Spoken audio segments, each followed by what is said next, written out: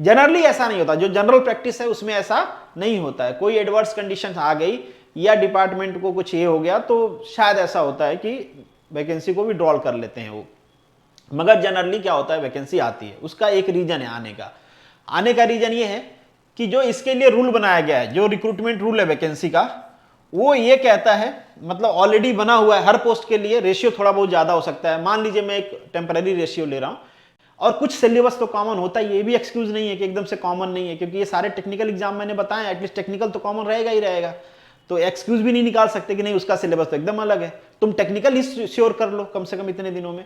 और दूसरी बात, अगर आप प्रिपरेशन करने उतर चुके हो, जंग में उतर गए हो, तो आप ये मत देखो कि क्या भूल गए थे, क्या छोड़ गए थे, क्या नहीं लाए।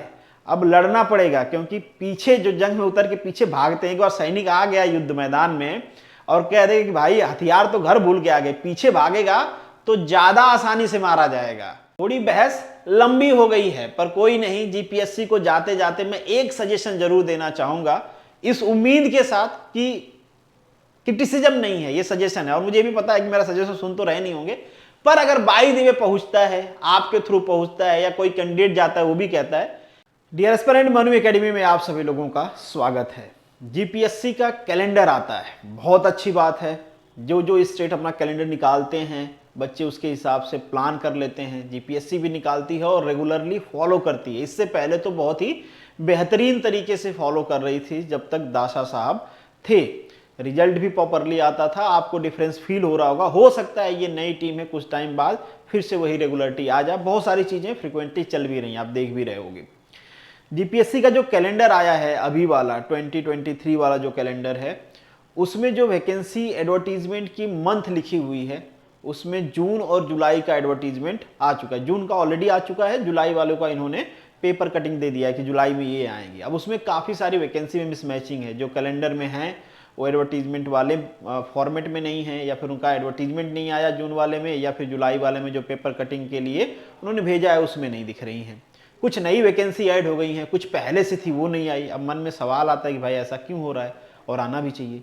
आप में से बहुत सारे कैंडिडेट ऐसे होते हैं जो जॉब कर रहे होते हैं, जो दूसरा कुछ काम कर रहे होते हैं, पर बाद में उनको समझ में आता है कि थोड़ा मेहनत कर लेते तो गवर्नमेंट जॉब लग जाती, जहाँ पे मेंटल पीस होती, थोड़ा सा पावर मिल जाता। बाकी जो भी आपके थॉट हों गवर्नमेंट जॉब को लेके, तो छोड़ के अपनी जो भी इनकम का सोर्स है, चाहे वो प्राइमरी हो सेकेंडरी हो, छोड़ के कैलेंडर के हिसाब से देखते हैं कि ये वैकेंसी आ गई, इसमें मैं एलिजिबल रहूँगा, उसकी तैयारी करने आ जाते हैं।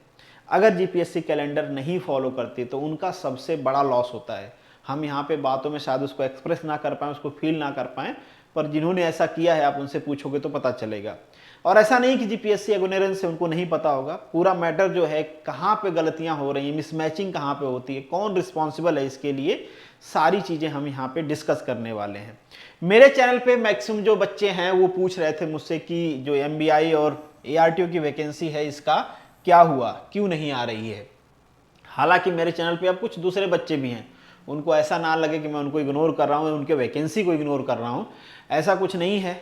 आपकी भी बात करेंगे, सबकी बात करेंगे, जो जो वैकेंसी कैलेंडर में थी और अब नहीं है, समझने की कोशिश करेंगे कि क्या रीजन हो सकता है, व्हाट पॉसिबल रीजन की वैकेंसी एडवर्टाइज नहीं हो पा रही हैं।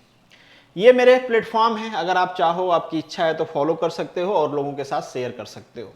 यहाँ पे आपको जीपीएससी कैलेंडर नजर आ रहा होगा। ये दो चीजें हाईलाइट हैं, इस वजह से हाईलाइट है कि इससे पहले मैंने वीडियो बनाया था, ये हाईलाइट थी, यही मैंने ट्वीट भी कर दिया। तो कुछ बच्चे बोले कि सर हमें भी सपोर्ट करिए, सिविल का बच्चा था शायद, नीचे लिखा हुआ था सर हमें भी सपोर्ट करिए, हमारा आपने ट्वीट नहीं किया। जैसे ये आपको ट्वीट नजर आ रहा होगा मेरा, जो बातें मैंने इससे पहले आपको बताई वही बातें यहाँ पे भी लिखा है। फीलिंग है, समझना चाहिए। और आप जीपीएससी में भी जो लोग लगे हैं, जो काम कर रहे हैं, वो भी कभी एस्पिरेंट्स है, मुझे लगता है वो भी इस बात को समझते होंगे। हो सकता है थोड़ी फीलिंग फेड हो गई होगी, इतना टाइम हो गया जॉब करते करते, जब उनका स्ट्रगल रहा होगा तो वो समझ रहे होंगे, अगर थोड़ा सेंसिटिव होंगे तो। और सेंसिटिविटी को जगाने के लिए ही ट्वीट किया जाता है कि सर ध्यान रखो, आप भी कभी स्टूडेंट थे और आपको भी ये प्रॉब्लम फेस करना पड़ रहा था, और इसी सिस्टम की वजह से, और आप इस सिस्टम में आए हो इस प्रॉमिस के साथ कि आप इसको सुधारोगे, और हम उम्मीद भी करते हैं कि आप इसके लिए कोशिश भी कर रहे होगे। हो सकता है आप कर भी रहे होगे, हमें पता नहीं चलता है, पर यह भी उम्मीद किया जाता है कि अगर आप कोशिश कर रहे हो तो हमें बताइए, हम लोग अप्रिसिएट करेंगे।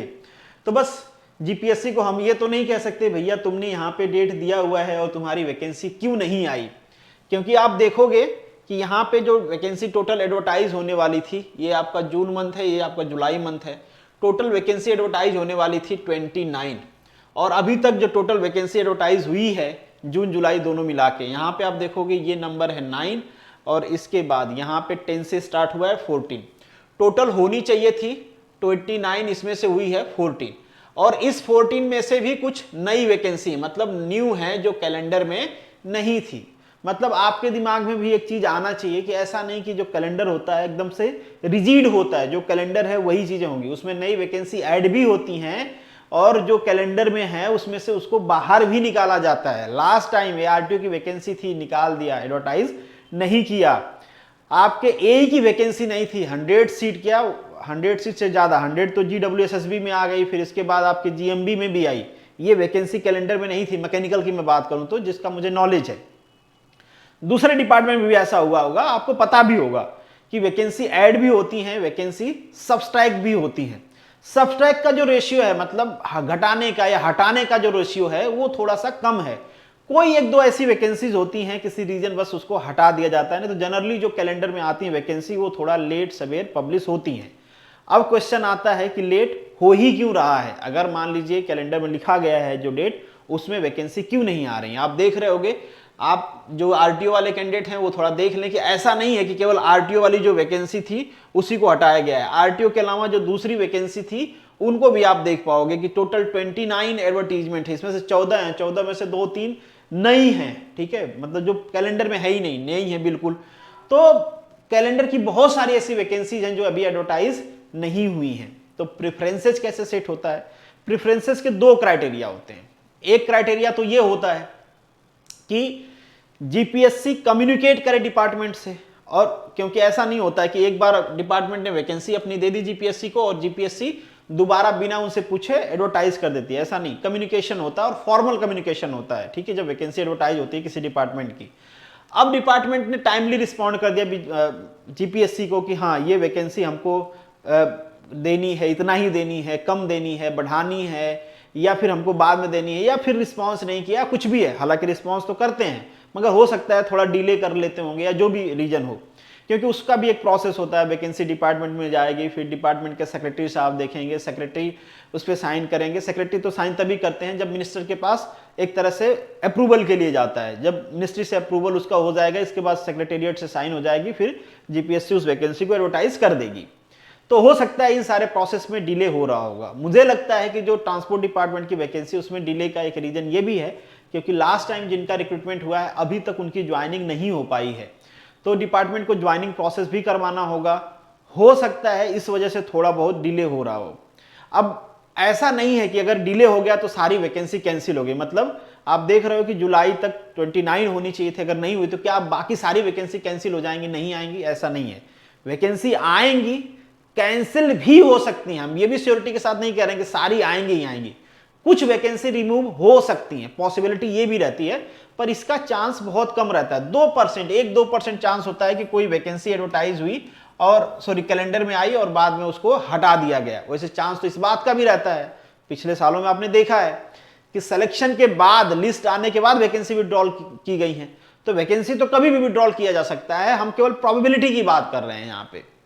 जनरली ऐसा नहीं होता, जो जनरल प्रैक्टिस है उसमें ऐसा नहीं होता है। कोई एडवर्स कंडीशन आ गई या डिपार्टमेंट को कुछ ये हो गया तो शायद ऐसा होता है कि वैकेंसी को विड्रॉल कर लेते हैं वो, मगर जनरली क्या होता है, वैकेंसी आती है। उसका एक रीजन है आने का रीजन ये है कि जो इसके लिए रूल बनाया गया है, जो रिक्रूटमेंट रूल है वैकेंसी का, वो ये कहता है, मतलब ऑलरेडी बना हुआ है, हर पोस्ट के लिए रेशियो थोड़ा बहुत ज्यादा हो सकता है। मान लीजिए मैं एक टेम्पररी रेशियो ले रहा हूं कि मान लीजिए किसी डिपार्टमेंट में 5 वैकेंसी है, जनरल रूल में बता रहा हूं, हो सकता है वेरिएशन हो प्रोपोर्शनेट का।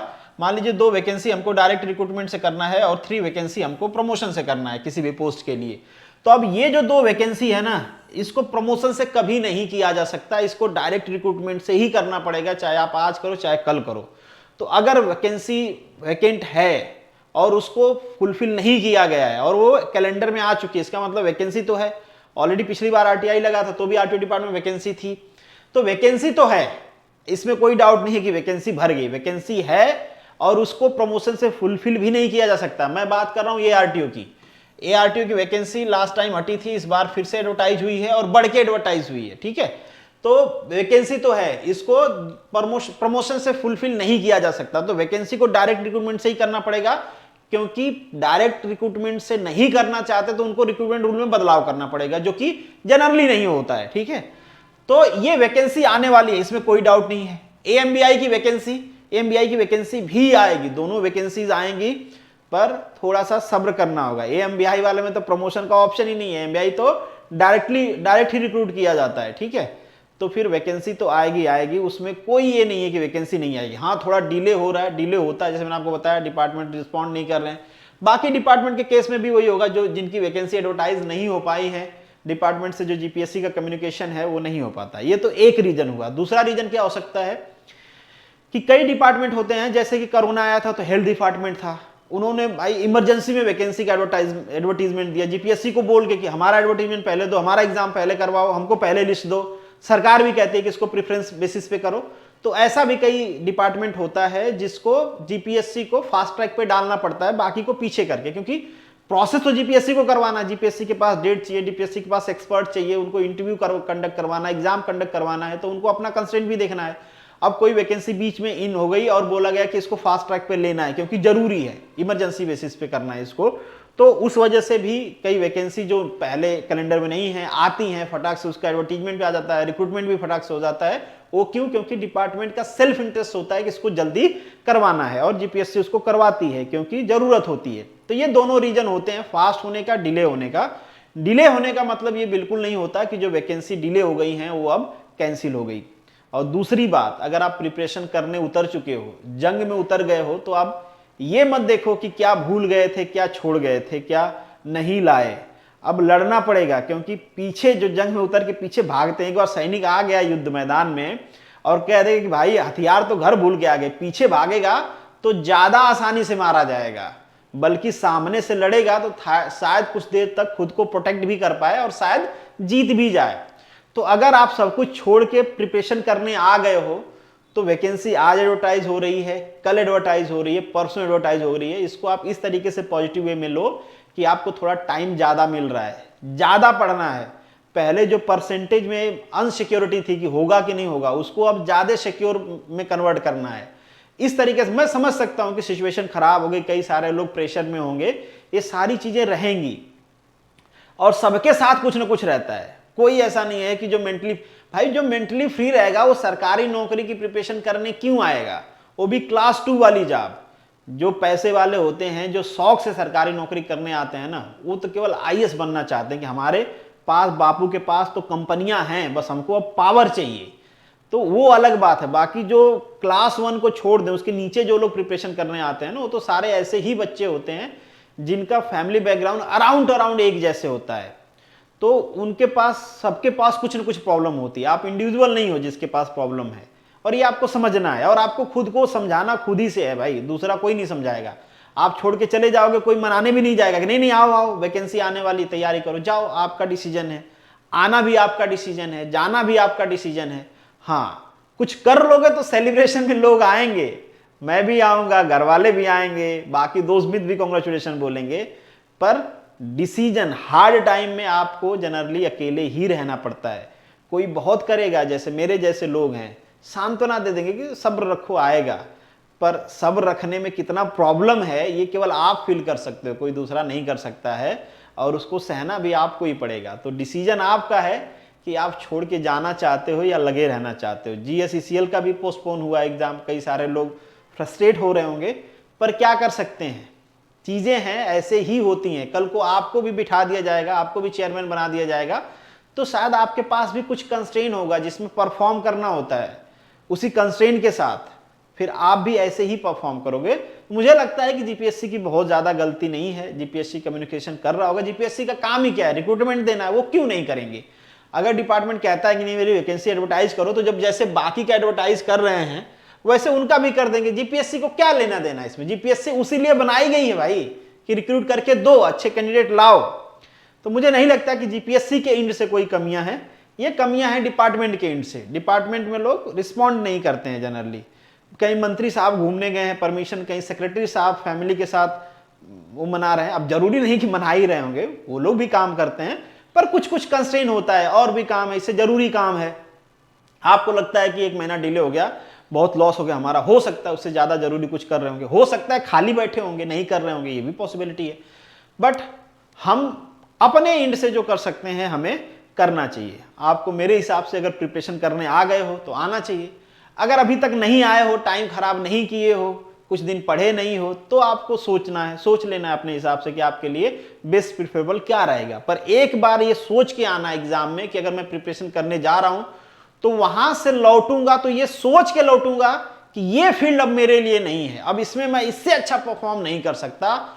दिमाग में कहीं पे रत्ती भर भी संकोच नहीं होना चाहिए कि थोड़ा सा और पढ़ लिया होता तो सिलेक्शन हो जाएगा। फिर हमको यहां पे इतना एफर्ट लगा के जाना है कि बस हो गया बचवा, तुम्हारे पास की सरकारी नौकरी क्रैक करना नहीं है, अब तुम कुछ दूसरा करो, अल्टरनेटिव करो अल्टरनेटिव। पर बीच बीच में नहीं रहना है, माइंड को एक तरफ से इंगेज करके दूसरे तरफ नहीं ढकेलना है। एक तरफ इंगेज की हो, पूरी एनर्जी वहीं लगाना है। अगर एनर्जी लगा के भी कुछ नहीं हो रहा है तो फिर छोड़ो यार, दूसरा करेंगे।